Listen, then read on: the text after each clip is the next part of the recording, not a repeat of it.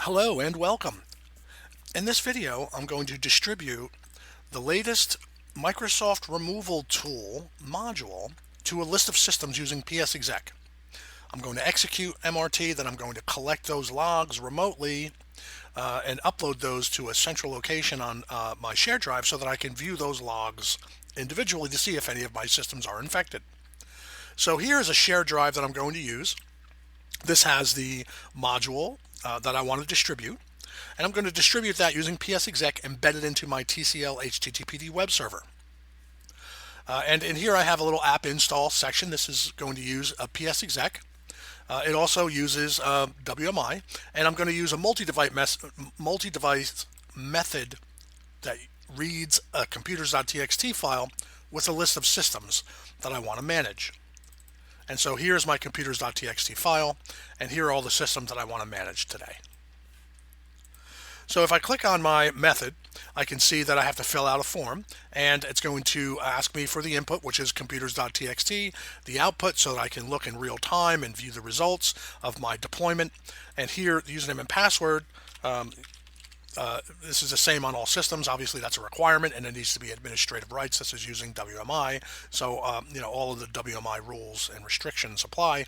We're going to do an ad hoc query, and for this demonstration, we're going to use any Windows 10 systems that is a 64-bit. So it's going to go through the list, and it's going to execute only on 64-bit systems.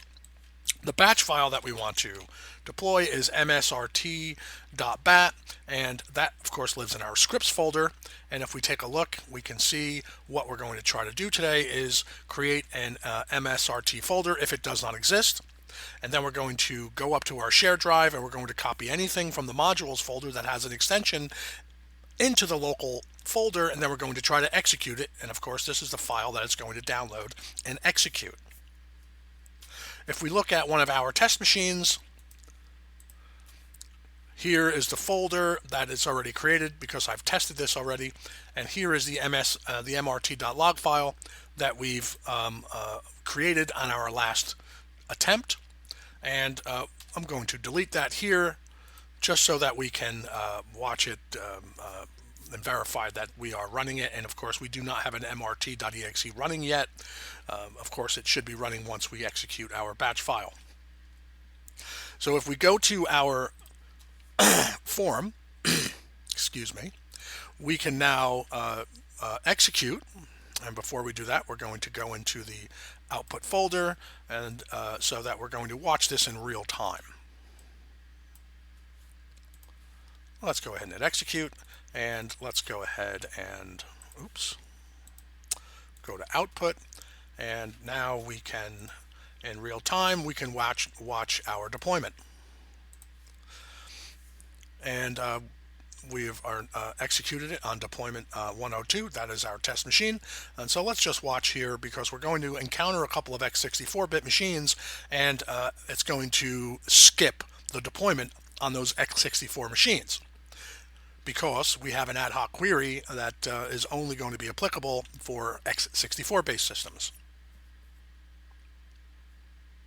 And so here we can see we just skipped two systems, skipping wrong system type. And these are because they are x86 systems, and we have an x64 module. So it would obviously fail if we tried to execute that on x64, so we are limiting this deployment to x64-bit systems. Deployment is complete. We can now go to our test system. We can see that we do in fact have the module. We do now have a new mrt.log file, and an mrt.exe process is now running. Now, once this MRT process is finished, we can then go ahead and we can remotely collect the MRT log from the same group of systems, and then we're going to upload those back to our shared drive into the debug folder, and we're going to rename those files based on username and system so that they are unique, and then we can then review the results to see if there's any infections that have been found on this group of systems.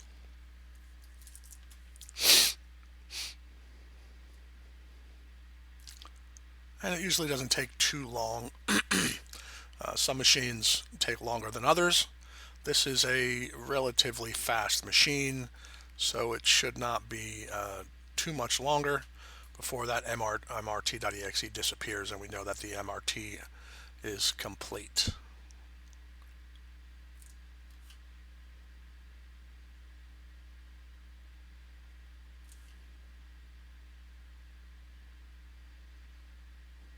And we are complete. So now we can go back to our Doge server and we can run a new batch file to collect the log. Let's go ahead and take a look at that. Script, here it is.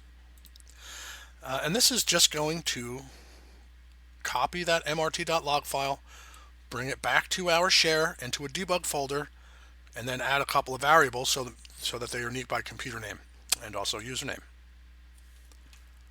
If we take a look, we can see our debug folder here, and it is empty.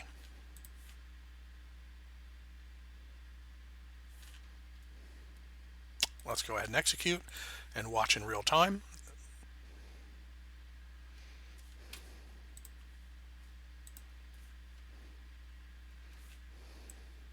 And we are now collecting log files from the same group of machines.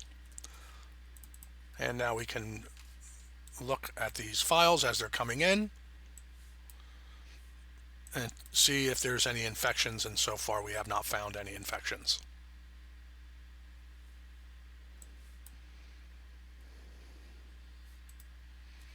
And so that's how I'm using this tool to deploy batch files using PSexec. And then I'm also collecting that log file and of course reviewing the results as those files come in. If you were going to use this on hundreds of machines or thousands of machines, obviously you would want to write a scraper to process these files so that it puts the results into a more readable summary that you can then, or an alert system that says, hey, I found an infection, here's the log file. I hope you enjoyed this video, and please look for more videos in the future.